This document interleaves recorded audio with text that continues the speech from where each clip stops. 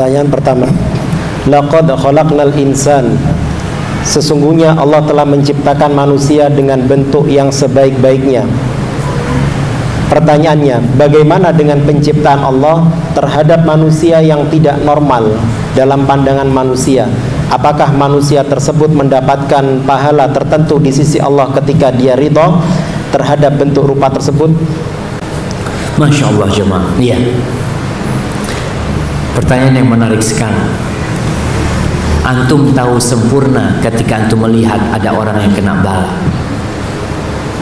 Ketika antum melihat, Masya Allah, anak yang jarinya cuma 3, atau yang tidak ada jarinya, atau yang lahir matanya 1, atau yang lahir tanpa kaki, atau lahir dengan kaki tapi telapaknya terbalik. Ini adalah salah satu ujian Allah buat orang-orang tersebut, dan ujian Allah buat kita untuk mensyukuri nikmat yang Allah berikan.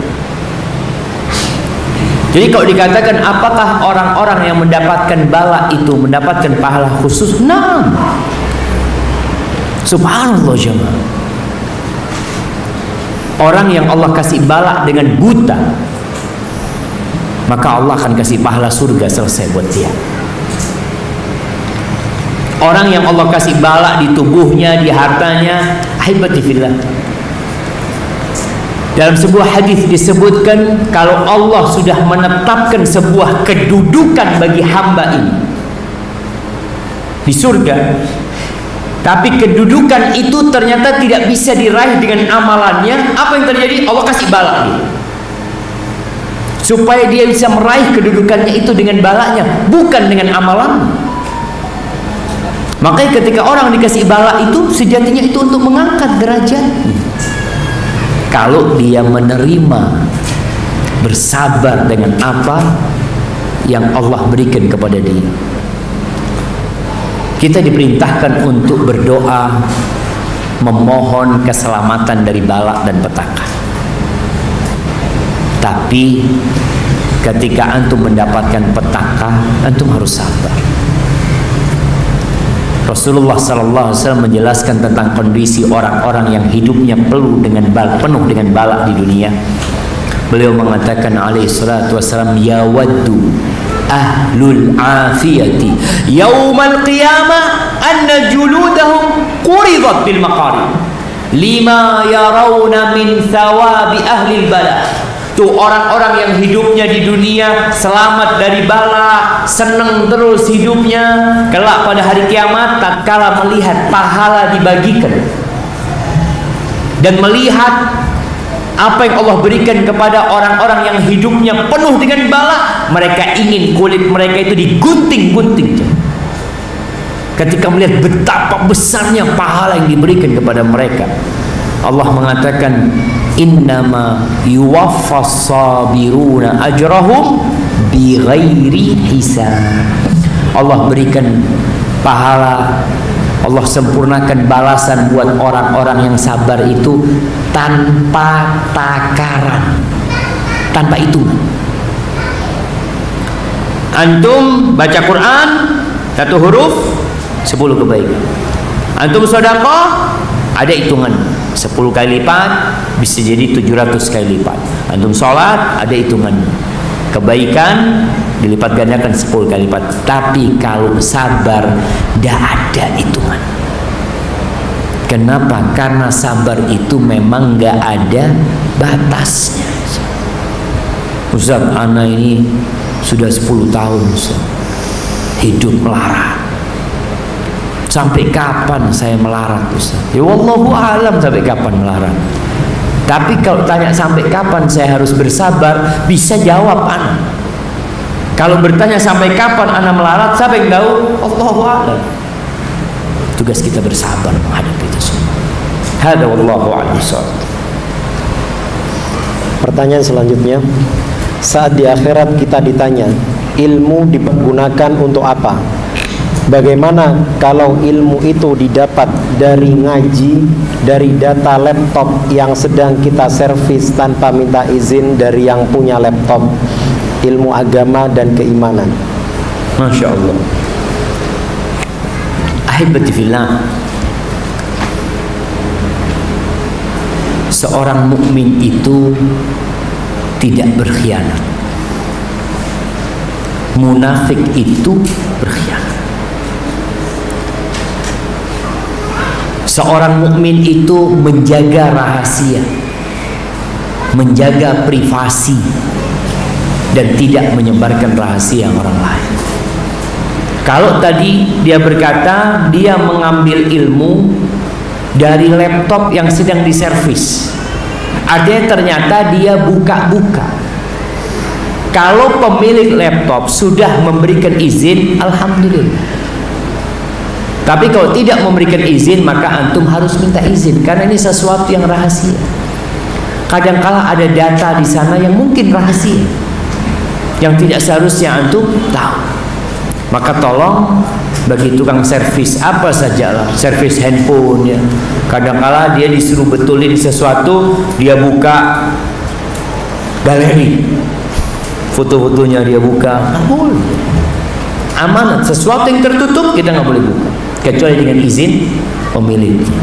Maka antum yang sudah melakukan itu minta izin. Sejatinya antum dapat ilmu yang bermanfaat. Ilmu itu antum amalkan, antum dapat pahala. Tapi yang antum lakukan adalah sebuah kesalahan ketika antum membuka-buka milik orang tanpa izin. Tapi kalau sudah dikasih izin, selesai jamaah. Umpamanya antum masuk ke rumah ini, sudah buku ini terbuka seperti ini, antum mau ambil buku, nggak ada masalah. Tapi kalau bukunya itu dikunci, kemudian antum bongkar kuncinya tanpa izin, di sini antum lakukan kesalahan. Tapi kalau terbuka berarti orangnya memberikan izin. Hadza wallahu a'lam bishawab. Ada lagi yang hacker jemaah. Jadi dia lihat buku-buku yang bagus-bagus, dia ambil. Nggak Ustaz, nah, ada Ustaz tulisannya bagus, cuma nggak disebarkan Ustaz. Ana mau ambil supaya anda dapat manfaat, dosa karena telah melakukan pelanggaran. Hadza wallahu a'lam bishawab. Soal akhir. Soal akhir. Masya Allah. Assalamualaikum warahmatullahi wabarakatuh. Ustaz Afwan, bagaimanakah dalil tentang dilarangnya memperjualkan barang yang sudah diberi proses ruqyah seperti air ruqyah dan lain-lain? Ana ingin bantu mengingatkan teman tapi belum bisa menyampaikan dalilnya. Syukron. Barakallahu fiik. Jamaah, para masyayikh membahas hal ini. Air ruqyah, madu ruqyah, habatus sauda ruqyah, sabun cuci ruqyah, macam-macam sudah di ruqyah. Bicara tentang ruqyah ini, kita tahu hadis tentang 70.000 yang masuk surga tanpa hisab, tanpa azab. Salah satu sifat mereka adalah mereka tidak minta diruqyah. Kita bukan malah memudah-mudahkan orang untuk minta diruqyah. Kita kasih, kita beli air ruqyah, antum ruqyah diri sendiri. Dianjurkan, bukan minta ruqyah orang. Antum beli madu ruqyah, madu tersebut. Ya Allah, anak sakit, ya Allah, baca doa minta sama Allah. Karena dengan yang seperti ini termasuk sesuatu yang sudah kurang bagus. Ada fatwa para ulama tentang hal ini. Sekali lagi, ini bukan hanya di Indonesia aja. Dulu anak waktu di Madinah, anak tinggal di rumah syekh tukang ruqyah. Sampai akhirnya ada teman Indonesia membawa temannya, lalu anak yang mengantarkan ke rumah syekh ini. Orang itu diruqyah dan mati di tempat ruqyah itu. Anak ketakutan, anak pulang akhirnya ditelepon sama polisi, datang ke sini. Subhanallah, anak pada waktu itu nggak punya uang untuk naik taksi. Enggak, sudah datang, nanti taksinya dibawa di sini gitu. Akhirnya anak pinjam uang, anak berangkat. Di situ memang ada tukang-tukang ruqyah yang jualan air ruqyah. Jadi kalau umpamanya air mineral ini harganya 10.000, setelah diruqyah, nah ini sudah ruqyah, berapa harganya? 15.000. Kok mahal? Oh iya, ruqyah yang masuk ke sana itu manjur. Kita disuruh menghindari ruqyah ini kecuali dalam kondisi terpaksa. Maka anjurkan orang itu untuk meruqyah mandiri, tidak minta ruqyah orang lain. Kalau bicara air ruqyah, ini ruqyah orang lain yang ruqyah. Antum minta nih, maka usahakan antum meruqyah diri sendiri antum. Maka lebih utama lah jemaah kita, apalagi kalau sudah dijadikan komoditi ya. Orang sudah barang dagangan semuanya dia ruqyah. Kadangkala ada satu sabun lupa nggak di ruqyah. Enggak usah, ruqyahnya ini satu gudang Ustaz. Jadi di gudang sudah A'udzubillahi minasyaitonirrajim, bismillahirrahmanirrahim, sudah selesai jual. Enggak seperti itu jamaah. Kita lebih berhati-hati. Kemudian kalau memang mau meruqyah, fadhal, boleh ruqyah itu. Tapi minta di ruqyah tidak dianjurkan. Boleh minta di ruqyah, tapi ingat tidak dianjurkan. Antum lebih dianjurkan untuk meruqyah diri sendiri. Nggak bisa Ustaz, ya berusaha untuk belajar. Nggak bisa belajar Ustaz ya ketika itu mau nggak mau. Karena ada orang yang nggak bisa meruqyah diri sendiri. Dia nggak bisa baca Quran Ustaz. Dia baru ngaji, sedangkan kondisinya memang perlu untuk diruqyah. Ya kita bantu untuk meruqyah dia. Hada wallahu a'lam bishawab. Itu yang bisa saya sampaikan. Ustaz, bagaimana menjaga rumah tangga agar tidak mudah bertengkar? Ini Ramadan masih tukaran. Bagaimana caranya? Adalah dengan mengalah. Bertengkar itu biasanya dari satu pihak. Kata Rasul sallallahu alaihi wasallam di bulan Ramadan ini, kalau ada yang ngajak antum bertengkar, apa yang harus antum lakukan? Kata, ini shaim, aku sedang puasa, nanti habis tarawih. bukan habis tarawih. Artinya kita menunjukkan kita ini sedang puasa, sedang jaga nafsu kita. Enggak, aku puasa. Artinya antum jaga diri. Dalam rumah tangga, kalau suami yang mulai berantem, istri diam, mengatakan, iya mas, mohon maaf mas, kata dia. Kadang-kala istri mengatakan, Ustadz, yang salah ini suami Ustadz. Anda kalau terus ngalah, diinjak-injak sama suami Ustadz. Terus maunya apa? Mau berantem. Ya sudah kalau mau berantem. Kita ini ingin rumah tangga tidak ada pertengkaran. Intinya ketika ada satu yang marah, yang satunya diem, pertanyaannya, yang marah ini akan terus marah atau akan reda? Seperti api jamaah. Ketika api membara dan antum tidak lemparkan ke sana kayu, lama kelamaan dia mati sendiri. Kadangkala istri melempar kayu, kadangkala bukan kayu, bensin. Suami pun seperti itu. Ketika tahu suami yang sedang marah, diam. Kadangkala istri itu kalau marah akhirnya minta apa ibu-ibu? Minta cerai. Wis, mulai no aku wis. Mulai no kemana? Sudah. Ketika istri bilang seperti itu, antum diam, nggak usah ditanggapin. Ustaz, kalau nggak ditanggapin tambah marah. Iya, dia itu sedang memancing emosi suami. Diam aja terus. Ya nggak sabar anak lo. Kan puasa melatih kita untuk bersabar. Sudah lama kelamaan datang kepada istrinya. Sudahlah istriku, aku minta maaf lah. Pegang tangannya, duduk di sebelahnya. Dia mungkin menjauh ya, antum deketin lagi. Dia menjauh, deketin lagi. Pokoknya antum sudah diam aja seperti itu. Nanti lama kelamaan dia bingung, ini orang mana? Kata dia. Ternyata suami dia. Suami pun seperti itu, istri pun seperti itu. Jadi subhanallah, Abu Darda itu telah memberikan solusi ini jamaah. Solusi yang mujarab ini dulu di masa sahabat Nabi sallallahu alaihi wasallam. Dia mengatakan kepada istrinya, wahai istriku, idza ghadibtu faraddini. Kalau aku marah, tolong kau bikin aku itu adem. Bikin aku adem. Nggak bicara siapa yang salah sekarang, tidak. Bicara siapa yang marah. Kalau bicara siapa yang salah, siapa yang benar, nggak akan pernah selesai rumah tangga itu, karena semuanya merasa benar. Makanya sekarang yang ada itu, kalau satu marah, satu berusaha meredam. Kata Abu Darda, kalau nggak seperti itu, nggak akan lama kita berumah tangga. Karena di rumah tangga itu pasti ada gesekan, ada permasalahan. Bagaimana cara menguatkan iman agar tidak bolak-balik terus? Dia akan bolak-balik terus ya, naik turun terus. Kalau imannya naik terus, itu bukan manusia. Karena manusia itu mau tidak mau imannya naik turun. Tapi bagaimana sekarang ketika turun, tidak sampai drop, tidak sampai meninggalkan yang wajib. Kadangkala orang itu biasa sholat 5 waktu. Kalau drop imannya, apa yang dia lakukan? Sholatnya telat-telat biasanya. Biasa sholat ke masjid jadi nggak ke masjid. Tapi kalau orang itu punya sholat sunnah, dia qobliyah ba'diyah. Ketika imannya turun, yang ditinggalkan yang mana? Yang sunnah.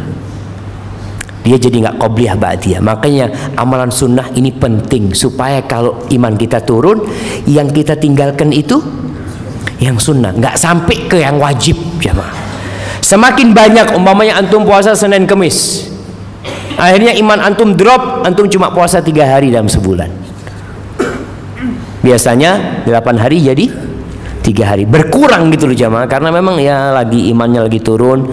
Dan perbanyak istighfar, yang istighfar itu akan menaikkan kembali iman antum. Hadza wallahu a'lam bishawab.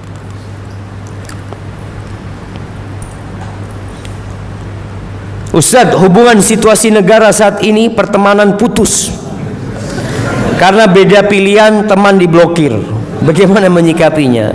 Itulah jamaah keburukan demokrasi. Keburukan demokrasi. Orang-orang bicara demokrasi baik, nggak ada. Apa yang terjadi di negeri kita ini gara-gara demokrasi. Yang namanya orang beda pilihan, mau tidak mau, dia akan berusaha memenangkan pilihannya, ini akan memenangkan pilihannya. Dan subhanallah, kadangkala Islam ditanggalkan.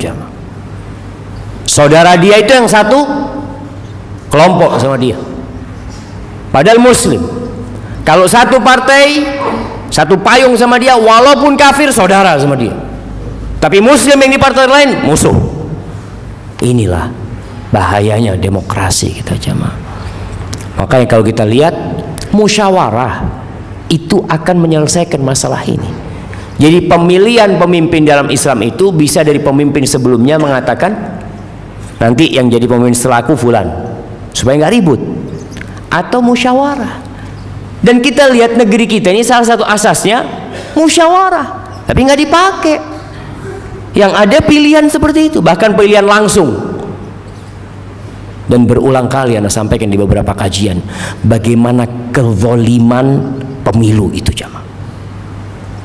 Antum bisa lihat, kalau ada 1000 kiai dan 1005 pelacur, yang menang yang mana? Suaranya yang mana yang menang? 1005 pelacur ini Ustaz. Iya, tetap demokrasi. Suara terbanyak jamaah. Dan kebanyakan manusia itu orang-orang buruk jamaah. Baca dalam Al-Quranul Karim, orang baik selalu jumlahnya qalil. Maka yang menang itu bukan yang baik, yang buruk, karena ikut jumlah. Sekarang kalau bicara jumlah jamaah, maka tugas kita adalah ya sekarang doakan negeri kita. Kita memohon kepada Allah Azza wa Jalla agar menurunkan rahmatnya buat negeri kita dan membinasakan orang-orang yang zalim supaya mereka hilang dari negeri kita. Kita mohon sama Allah Azza wa Jalla. Barakallahu fikum. Nah, Ustaz, bagaimana cara meneguhkan hati di atas sunnah di lingkungan sekolah yang tidak mendukung dan menghadapi guru yang anti sunnah? Jemaah, Rasul sallallahu alaihi wasallam itu hidup di lingkungan yang anti Islam. Anti Islam. Bagaimana Nabi SAW dicaci maki, dibenci, dimusuhin, bahkan bukan hanya verbal, tapi sampai kepada fisik. SAW.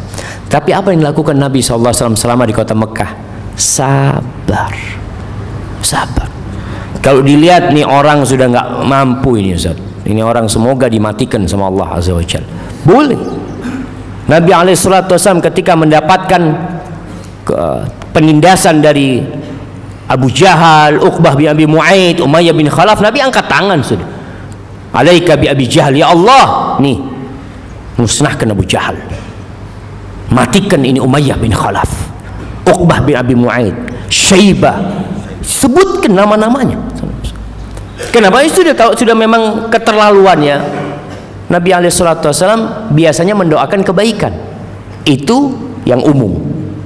Tapi kalau ada kondisi-kondisi tertentu yang memang tidak mungkin, orangnya kayaknya sudah harapannya susah, akhirnya minta supaya mereka dibinasakan dan mati semuanya. Akhirnya Abu Jahal mati, terbunuh waktu perang Badar, jamaah. Jadi antum sabar. Mereka itu membenci antum karena belum kenal. Tak kenal maka tak sayang. Dilihat muridnya pakai jenggot, oh teroris, langsung. Dilihat azan ke masjid, oh Wahabi, Wahabi. Loh, jadi ya cingkrang dilihat, aduh. Akhirnya dikasih nilai kecil sama gurunya. Maka usahakan antum tetap menghormatin guru antum, menghargai guru antum. Di sekolah antum tunjukkan akhlak yang mulia. Bikin satu sekolahan tahu kalau sunnah itu indah dan menyebarkan kedamaian, sehingga antum jadi pendakwah di sekolah itu dalam kondisi antum tidak berbicara, tapi dengan akhlak dan perilaku antum. Barakallahu fikum. Ustaz, apakah saya harus menjauhi teman yang sering membuat saya tertawa setiap hari, tetapi setiap sholat saya sadar salah tapi balik lagi Ustaz? Nah, jemaah, Rasul SAW bergurau, beliau bergurau, para sahabat bergurau. Kadang-kala para sahabat itu lempar-lemparan kulitnya semangka aja. Makan semangka, lempar ke sana aja. Gurau para sahabat Nabi.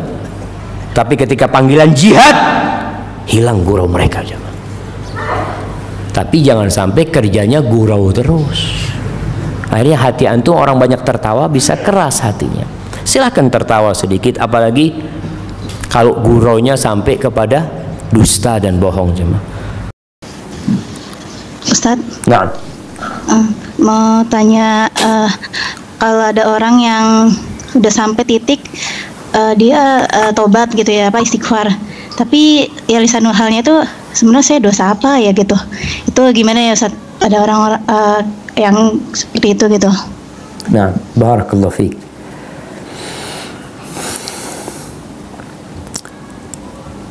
Ibnu Sirin rahimahullahu ta'ala itu pernah dia di penjara, alim ulama, di penjara karena utang ya.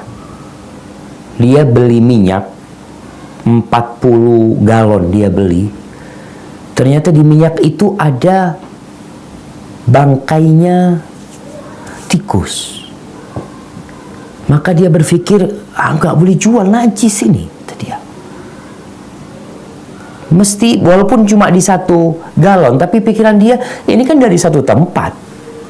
Berarti dari tempat itu sudah ada bangkai tikusnya. Akhirnya dibuang sama dia, yang menyebabkan dia dipenjara karena utang, dia harus bayar tanggungan utang tersebut. Apa kata dia? Aku tahu, ini karena dosaku 40 tahun yang lalu. Dia pernah mengatakan kepada sahibnya, ya muflis, orang bangkrut. Dia pernah manggil sahibnya dengan orang bangkrut. Wahai orang yang pailit. Allah bikin dia pailit kemudian. Setelah 40 tahun. Para ulama ketika mengomentari hal ini, mereka mengatakan, qallat dhunubul qawmi fa'alimu min aina utu. Wa kathrat dhunubuna falam na'lam min aina utina. Orang-orang itu dosanya sedikit, sehingga ketika mereka kena musibah langsung tahu ini gara-gara dosa yang ini. Tapi kalau kita, dosa kita banyak. Tatkala kita kena musibah, Allahu Akbar, dosa yang mana? Banyak dosa kita, sehingga kita tidak tahu dari dosa yang mana. Jadi kalau ada seorang yang istighfar lalu berkata, ini karena dosa yang mana ya? Insya Allah masih nggak masalah. Artinya dia tahu dosaku banyak, tapi dosa yang mana? Tapi kalau dia mengatakan, aku dosa apa ya? Ucapan yang seakan-akan dia tidak pantas mendapatkan azab itu, mendapatkan musibah itu, ini yang suudzon sama Allah. Jadi yang pertama harus dikatakan oleh jiwa kita harus sidik dia, engkau ini punya dosa, banyak dosamu, dan yang Allah maafkan banyak. Kalau berkaitan dengan dosa mana, engkau banyak istighfar dari semua dosamu, karena engkau pantas mendapatkan lebih berat daripada cobaan yang datang sekarang ini. Jadi hati-hati dengan ucapan itu, yang akhirnya nanti akan mengantarkan kepada suudzon sama Allah, atau merasa kayaknya nggak pantas untuk mendapatkan musibah itu. Katakan engkau lebih pantas mendapatkan yang lebih dahsyat dari itu. Makanya Allah katakan, "Dhaharal fasadu fil barri wal bahri bima kasabat aydin nas liyudhiqahum ba'dal ladzi 'amilu la'allahum yarji'un." Allah katakan muncul kerusakan di muka bumi ini, di daratan dan di lautan karena perbuatan manusia, kata Allah, untuk menimpakan kepada mereka sebagian, bukan semuanya, dari apa yang mereka kerjakan. Jadi kalau kita kena musibah, langsung yakin ini karena dosa-dosa kita, karena sebagian dosa kita, bukan semuanya. Kalau semua dosa kita, kemudian Allah timpakan azabnya di dunia, binasa kita jamaah. Oleh karena itu Rasulullah SAW ketika menyambangin atau membesuk sahabat yang sakit, dilihat kondisinya sangat parah sekali, lalu Nabi SAW mengatakan, hal da'autallaha bi syai', apakah engkau berdoa memohon kepada Allah dengan suatu permohonan? Kata sahabat ini, iya ya Rasulullah, aku mengatakan kepada Allah, Allahumma ma kunta mu'adzibi fil akhirah fa'ajjilhu li fid dunya.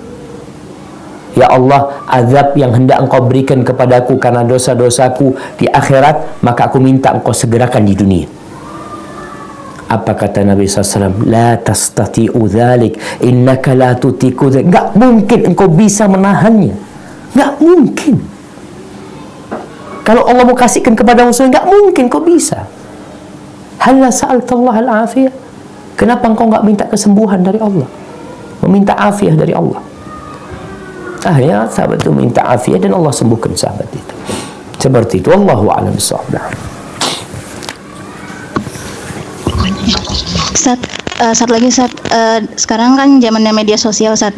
Gimana kalau misalnya lagi ada musibah, sakit atau meninggal gitu di grup, kan biasa pada ngucapin gitu, tapi ada yang nggak ngucapin, dianggap nggak peduli gitu. Terus tapi malah padahal sih yang nggak ngucapin tuh malah langsung ke jenguk atau langsung tindakan lah. Atau juga misalnya kayak ada musibah, ada bencana di Palu, tuh kalau bisa tuh ganti profil picture-nya gitu-gitu Ustaz. Jadi gimana yang ada orang yang lebih ke konten itu ya salah juga nggak, atau dia langsung tindakan gitu? Nah, mohon nasihatnya. Ya, barakallahu fiik. Subhanallah jamaah. Iya. Jadi kalau kita lihat sekarang ini, apabila ada seorang yang meninggal dunia, kemudian muncul ucapan bela sungkawa, doa-doa disebutkan, dan banyak doa-doa itu hanya kopas. Artinya dia tidak membaca doa itu. Dia kopas yang panjang, padahal yang diperlukan doa yang engkau panjatkan, kau mintakan kepada Allah. Mungkin engkau tidak membalasnya, tapi engkau mengatakan Allahumma ghfir lahu warhamhu wa'afihi wa'fu anhu wa akrim nuzulahu. Dan engkau tidak menyebutkan di sana, itu lebih mulia. Maka para ulama menjelaskan tentang masalah ini. Jadi nggak harus ditulis di sana, karena doa yang tersembunyi itu akan lebih dikabulkan daripada doa yang didengar oleh orang banyak. Tapi kalau ternyata kalau kita tidak mengucapkan doa di sana, sekedar kopas lah umpamanya di sana, menyebabkan saudara kita suudzon sama kita, maka lebih baik kita pasang di situ. Kopas pasang tapi engkau doa untuk menyelamatkan saudara-saudara kita dari suudzon sama diri kita. Karena berpandangan kayaknya nggak peduli sama anak ya ini itu. Maka kita juga harus menjaga saudara kita jangan sampai menyebabkan dia dapat dosa gara-gara kita. Adapun kalau bicara merubah PP ini itu kembali kepada diri kita masing-masing jamaah. Artinya memang yang perlu dilakukan itu tindakan, bukan hanya pencitraan. Yang ditakutkan ya tulisan-tulisan, kemudian mengganti statusnya di sana umpamanya seperti itu sebagai bentuk bela sungkawa. Ya alhamdulillah kalau lillahi ta'ala hal itu mungkin dia juga bisa memotivasi yang lain untuk melakukan hal itu, tapi tidak sesuatu yang harus. Dan kita pun harus husnudzon sama saudara kita. Namun jangan sampai kita menyebabkan saudara kita suudzon padahal kita bisa menyelamatkan dia untuk tidak suudzon sama kita. Dan juga kita tetap ikhlas dalam beramal. Hadza wallahu a'lam bissawab. Na'am.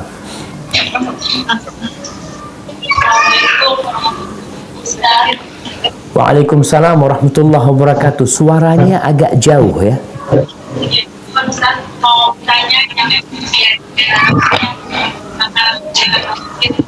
Afwan, nggak terdengar. Mungkin perlu mendekat. Tentang pembakaran bendera tauhid, Ustaz. Nah. Tentang pembakaran bendera tauhid. Alhamdulillah jamaah. Jamaah. Subhanallah ya. Jadi memang kita lihat ketika ada perkara-perkara yang mengancam keamanan negara. Perkara-perkara yang berkaitan dengan stabilitas sebuah negeri. Kita tidak boleh mudah-mudah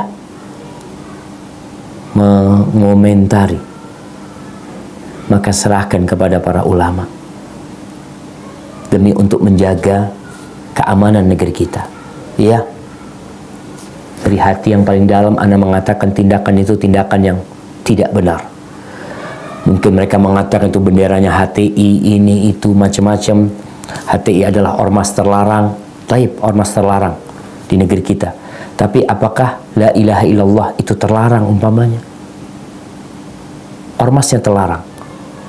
Kalau memang bendera itu ditemukan, dikibarkan, apa tugas seorang umpamanya melihat ini memang dia tanda simbol ormas terlarang masih ada, kemudian bawa, serahkan kepada pihak yang berwajib, serahkan kepada mereka. Karena kita tahu pelakunya ini bukan aparat pemerintah. Siapa pelakunya? Apakah mereka punya hak untuk melakukan? Kita tahu sweeping ini macam-macam nggak boleh dilakukan sama ormas Islam. Tapi kadang-kala ada yang tindakan yang nggak benar, jamaah. Arogansi kadang-kala yang perlu diluruskan.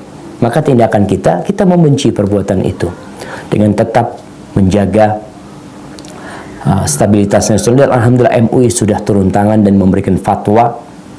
Ini pentingnya jamaah. Karena jangan sampai ada yang memancing di air keruh. Jangan sampai ada perkara yang seharusnya bisa diluruskan. Dan mudah-mudahan saudara-saudara kita yang melakukan hal itu diberi hidayah oleh Allah SWT, diberi petunjuk oleh Allah SWT. Dan sekali lagi ana sangat apresiasi sekali kepada MUI yang langsung mengeluarkan surat edaran mencela, mengutuk perbuatan itu, kemudian meminta kepada aparat pemerintah untuk menindaknya. Dan semoga dengan kejadian ini jadi pelajaran buat yang lainnya. Yang jelas, la ilaha illallah nahya alaih wa namutu alaihi insyaallah. Ucapan yang kita akan hidup senantiasa di bawah la ilaha illallah, dan kita akan mati dengan la ilaha illallah. Hadza wallahu a'lam bissawab. Nah.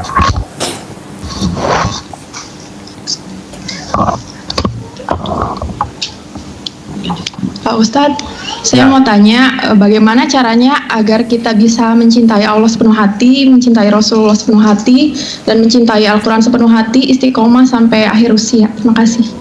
Masya Allah, ini pertanyaannya bikin kajian baru lagi kita. Iya, Anda akan berikan jawaban yang ringkas ya, karena waktu memang. Yang pertama, kita tahu sebuah peribahasa yang sering kali kita dengar dan kita ucapkan, tak kenal maka tak sayang. Tak kenal maka tak sayang. Maka jalannya untuk mencintai Allah sepenuh hati, mencintai Rasulullah sallallahu alaihi wasallam sepenuh hati, mencintai Al-Quran sepenuh hati, mencintai la ilaha illallah sepenuh hati, mencintai Al-Quran sepenuh hati, kita harus mengenal siapa itu Allah. Kita tuh kalau tahu dengan kebaikan orang, subhanallah ya, andai kata kita nih bicara dalam kehidupan manusia, ada orang yang ngasih mobil sama kita, ada orang yang ngasih motor sama kita, ada orang yang ngasih rumah sama kita, dia yang fasilitas semua dia yang berikan. Kita nggak pernah ketemu sama orang itu. Mungkin ketika kita ketemu di jalan sama orang itu, kita biasa-biasa aja karena kita nggak tahu. Mungkin dia assalamualaikum, kita waalaikumsalam. Mungkin dia pergi. Lalu tatkala ada orang yang ngasih tahu, Mbak, tahu perempuan yang lewat itu? Iya. Siapa dia? Dia itu yang memberikan semua fasilitas sama Mbak. Apa kira-kira yang akan dilakukan oleh anti? Anti akan lari mengejar dia. Hanya sekedar mengatakan makasih banyak. Maka tak kenal, maka tak sayang. Usahakan mengenal Allah, karena semuanya ini dari Allah. Kita kalau bicara jari-jari kita sama dokter yang bantu lahiran aja, kita katakan makasih dok, ya alhamdulillah anaknya sehat. Masa kita nggak cinta sama Allah yang memberikan segalanya sama kita? Sama Rasul SAW juga seperti itu. Kenali Nabi SAW, baca sejarah hidupnya. Kalau mengenali Allah dengan ayat-ayatnya, dengan nama-namanya, dengan ciptaan-ciptaannya, mengenali Rasul SAW dengan segala kebaikan yang beliau lakukan buat umatnya, doa-doa beliau tuh mikirin kita, beliau tuh rindu sama kita, beliau tuh menanti kita sallallahu alaihi wasallam. Dengan Al-Quranul Karim yang dengannya kita bisa tahu halal dan haram, kita bisa tahu mana yang dicintai Allah, mana yang dibenci sama Allah. Maka caranya adalah dengan belajar, mengkaji dan merenungi. Niatkan ketika mengkaji tentang Allah memang untuk dekat sama Allah. Karena begini, kadang-kadang orang belajar itu, kenapa engkau belajar? Iya, sebentar lagi aku mau ngajar pelajaran ini. Ana mamanya mau bahas masalah husnudzon sama Allah. Ana mau nggak mau harus mengkaji. Tujuannya jangan hanya Ana belajar ini untuk apa? Ya untuk Ana sampaikan. Bukan. Tujuan pertama tadi untuk mengangkat kebodohan dari diri kita, untuk memperbaiki diri kita. Kemudian kita ingin berusaha untuk menyampaikan kepada orang lain dan mengangkat kebodohan dari mereka. Hadza wallahu a'lam bissawab. Nah. Assalamualaikum warahmatullahi wabarakatuh. Waalaikumsalam warahmatullahi wabarakatuh. Menyangkut dari nama-nama Allah yang kita maknai dan wajib kita cintai tadi, ketika kita berdoa kepada Allah, kita seharusnya lah menyebut nama-nama Allah dan sifat-sifat Allah terlebih dahulu. Tapi seandainya Ustaz, kita tidak paham nama Allah ini cocok nggak dengan doa yang akan kita ucapkan, bolehkah kita mengganti-gantikan bahasa kita? Tentunya kita berusaha semaksimal yang kita mampu untuk bisa mengartikan apa ini nama Allah. Misalnya Ar-Razzaq untuk rezeki dan yang lain-lainnya Ustaz. Demikian Ustaz. Jazakumullah khair. Barakallahu fiik. Nah, jemaah, subhanallah, pertanyaan yang indah sekali yang berkaitan dengan Asma'ullah al-Husna, di mana Allah mengatakan walillahil asma'ul husna fad'uhu biha. Sesungguhnya Allah memiliki nama-nama yang indah, hendaklah engkau berdoa dengan nama-nama yang indah itu. Nama-nama Allah tidak bisa dibikin-bikin, tidak bisa dengan ijtihad para ulama. Nama Allah tentunya dari Allah yang menamakan dirinya dan dari Rasulullah SAW yang menerima wahyu dari Allah Subhanahu wa taala. Sehingga kalau bicara bagaimana kita bertawasul dengan Asma'ullah al-Husna, Ustaz, sedangkan kita nggak paham dengan artinya, maka baca artinya. Kalau dikatakan Ar-Razzaq, Ar-Razzaq itu nama Allah. Maha pemberi rizki itu arti nama Allah, bukan nama Allahnya. Nama Allahnya adalah Ar-Razzaq. Sehingga kalau kita mau mengatakan ya Razzaq, maka di situ kita memanggil Allah dengan namanya. Kalau kita mengatakan wahai yang maha memberikan rizki, kita memanggil Allah dengan arti dari namanya. Nggak ada masalah sebenarnya. Tapi tetap usahakan kalau bicara kita nama-nama Allah, Rasulullah sallallahu alaihi wasallam mengatakan, inna lillahi tis'atan wa tis'ina asman mi'atan illa wahidah. Allah Jalla Jalaluh memiliki 99 nama, 100 kurang 1. Man ahsaha dakhalal jannah. Barang siapa yang dapat menghitungnya, maka dia akan masuk surga. Menghitungnya yang pertama dengan menghafalnya. Yang kedua dengan memaknainya, faham dengan artinya. Yang ketiga dengan berdoa dengan nama Allah itu.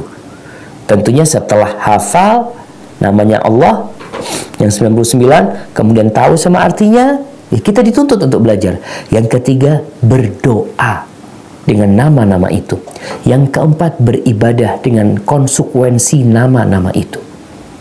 Jadi kalau kita bicara, boleh nggak kita mengatakan, ya Allah Engkau yang maha memberikan rezeki? Nggak apa-apa. Tapi yang maha memberikan rezeki itu arti dari nama Allah. Sedangkan nama Allahnya adalah Ar-Razzaq. Nama Allahnya Ar-Razzaq. Maka berusahalah. Jangan kita berputus asa. Mengatakan, Ustaz susah Ustaz menghafal Ustaz. Nanti engkau seudzon lagi sama Allah. Susah buat dirimu, tapi mudah buat Allah subhanahu wa ta'ala. Sehingga berusaha untuk menghafal nama Ya Latif, Ya Alim, ya nama-nama yang Allah sebutkan. Sehingga engkau bisa sebelum berdoa engkau panggil namanya Allah. Kalau gitu Ustaz, ana boleh nggak? Ana sebelum berdoa ana panggil nama Allah semuanya, Ustaz? Boleh. Katakan Ya Allah, Ya Rahman, Ya Rahim, Ya Malik, Ya Quddus, Ya Salam, Ya Mu'min, Ya Muhaimin, terus Ya Razzaq, Ya Aziz, Ya Jabbar. Lalu Ya Allah aku minta, Ya Allah hajatku tolong Ya Allah, dikabulkan Ya Allah. Engkau yang bisa menyelesaikan hajatku. Tafadhal. Barakallahu fikum. Hada wallahu a'lam bissawab. Nah. Assalamualaikum Ustaz. Waalaikumsalam warahmatullahi. Ustaz, bagaimana jika seseorang yang memiliki sakit penyakit dan dia bersabar untuk sakit itu, maksudnya dengan dia yakin dengan sakit itu, sebab sakit itu akan menghapus dosanya. Terus kan ada sebagian orang yang namanya operasi itu menghindar ya Ustadz ya, dan dia diingatkan akan kisah yang wanita yang berkulit hitam itu Ustadz, yang sakit ayan Ustadz, ya. yang tersingkap auratnya. Jadi dia diingatkan akan dalil itu, karena jika bersabar maka baginya surga gitu Ustadz. Jadi dia memilih untuk tidak mengoperasi penyakitnya, seperti itu Ustadz. Bagaimana Ustadz? Barakallahu fiik. Nah, berkaitan dengan berobat ya, kita tahu innallaha ma anzalallahu da'an illa anzalahu syifa. Tidak ada penyakit yang turun kecuali Allah turunkan obatnya. Dan ada anjuran agar kita untuk berobat. Berkaitan dengan wanita hitam tadi, para ulama menjelaskan kondisinya wanita hitam ini minta didoakan. Dia nggak berdoa sendiri. Minta kesembuhan silahkan. Bukan berarti orang yang sakit nggak ana sabar, nggak minta kesembuhan. Minta kesembuhan, berobat itu sejatinya tidak bertentangan dengan tawakal kepada Allah Subhanahu wa taala. Namun ketika wanita ini meminta doa, di sini para ulama mengatakan lebih baik dia bersabar, nggak minta doa. Dia doa sendiri silahkan. Dan kesabaran dia itu dengan tidak minta doa, insya Allah Allah akan memberikan pahala yang besar buat dia. Berkaitan dengan orang yang operasi ini, kalau kita tahu operasi ini bisa menyembuhkan, tapi tidak selalu menyembuhkan. Karena kalau kita lihat orang-orang yang operasi, selalu ada tim dokter yang menyampaikan ini ke persentase kesembuhannya sekian, tapi bisa jadi nggak sembuh, bisa jadi gagal, macam-macam. Artinya berobat dengan operasi pun tidak jaminan sembuh sebenarnya. Bahkan bisa jadi tambah parah dan mati dia. Ketika dia memilih sudah, ana nggak mau operasi karena ada resiko macam-macam, dan ana akan memilih bersabar, mudah-mudahan kesabaran dia akan memasukkan dia ke dalam surga Allah SWT. Tapi ingat, tidak menghalangi seorang untuk berobat dengan dia terus bersabar. Tetap harapannya kesabaran dia menghapuskan dosa-dosa dia, mengangkat derajat dia, karena ada orang Kata Rasul sallallahu alaihi wasallam, "Wa ma yazalul bala'u bimri'in." Ada orang yang terus kena bala di dunia ini sampai mati, maksudnya terus kena bala, sakitnya itu nggak sembuh-sembuh, sehingga dia berjumpa dengan Allah dalam kondisi bersih dari dosa-dosanya. Mudah-mudahan termasuk yang masuk surga tanpa hisab dan tanpa azab nantinya. Hadza wallahu a'lam bissawab. Pertanyaan terakhir. Mudah-mudahan nggak ada. Ini Ustadz, apa namanya, korelasi antara jika seorang mengalami musibah, Ustadz, kan musibah atau takdir buruk ya Ustadz ya, terkadang ini bisa diterima jika hikmah dari musibah itu kita dapatkan gitu Ustadz. Jadi hubungan antara musibah dengan hikmah ini seperti apa Ustadz? Subhanallah, iya jemaah. Yang pertama kalau bicara hikmah, hikmah itu ketika engkau kena musibah, engkau langsung tahu hikmahnya. Apa hikmahnya? Nah, fadhil, siapa yang mau jawab? Apa hikmahnya? Menghapus dosa gitu. Selesai. Jadi sejatinya kalau kita bicara, Ustaz, ana akan sabar kalau tahu hikmahnya. Hikmahnya menghapuskan dosa. Hikmahnya membuat engkau jadi dekat sama Allah SWT. Hikmahnya engkau tahu kalau dirimu adalah orang yang lemah, yang gak mampu berbuat apa-apa. Hikmahnya engkau tahu kalau engkau banyak dosanya. Jadi kalau kita bicara hikmah, mungkin ada hikmah khusus ya, nanti setelah itu mungkin akan nampak ya, ada orang yang Masya Allah di PHK dari tempat kerjanya, akhirnya dia pulang bersedih, ternyata dia dapat kerjaan yang lebih bagus. Lalu dia mengatakan, Alhamdulillah, ternyata ada hikmahnya yang lebih besar. Sejatinya dari awal musibah terjadi, seorang muslim yakin dengan husnudzon kepada Allah, pasti ada hikmahnya. Salah satunya tadi, makanya sebagian ulama ketika kena musibah langsung dia memuji Allah. Alhamdulillah, kata dia, aku memuji Allah. Aku memuji karena pertama musibahnya tidak lebih besar dari musibah yang sekarang terjadi sama aku. Aku memuji kepada Allah karena Allah memberikan rezeki kesabaran buat aku. Aku memuji kepada Allah karena aku berharap dengan musibah ini yang menimpaku. Dan aku memuji Allah karena Allah tidak menjadikan musibah ini di agamaku. Jadi kalau hikmah ini saja ada pada diri kita, keyakinan yang berlandaskan husnudzon sama Allah, selesai hidupnya. Cuma tadi ada orang-orang yang nggak kenal sama Allah. Yang dia kenal itu hasil di dunia saja. Oh, hikmahnya ini. Alhamdulillah Ustaz, ternyata ada hikmahnya Ustaz. Rumah ana habis banjir, alhamdulillah banyak ikan yang datang ke rumah ana Ustaz. Umumnya seperti itu. Ada sejati semua ada hikmahnya. Barakallahu fikum. Ada yang ingin disampaikan?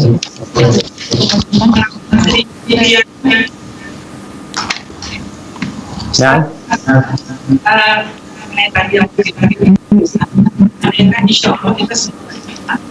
apa suaranya? Semua paham seperti Ustaz katakan tadi ya.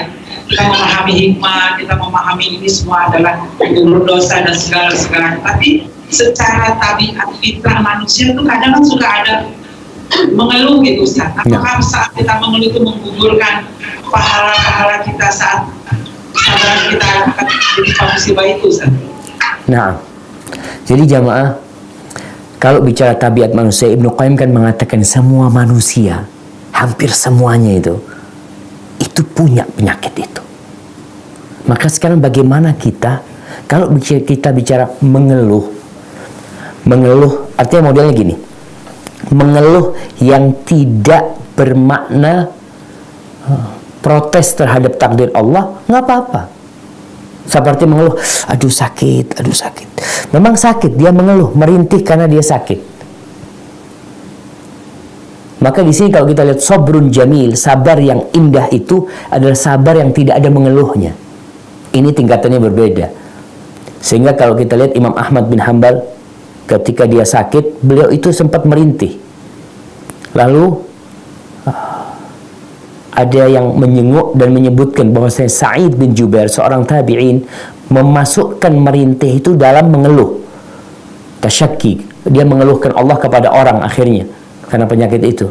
Lalu Imam Ahmad tidak merintih sampai mati akhirnya. Berusaha untuk menahan sakitnya.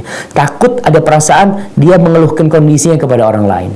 Jadi kalau bicara mengeluh tadi sebenarnya merintih sakit supaya siapa yang punya obatnya yang di sini sakit ya, itu nggak ada masalah. Sejatinya nggak ada masalah selama tidak ada unsur di dalam diri dia,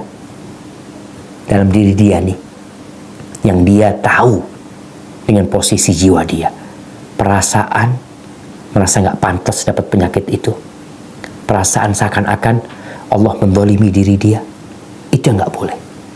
Dan usahakan kita tidak mengeluhkan Allah kepada makhluknya. Karena kalau kita mengeluhkan Allah kepada makhluknya, tadi seakan-akan Allah yang berbuat zalim kepadamu.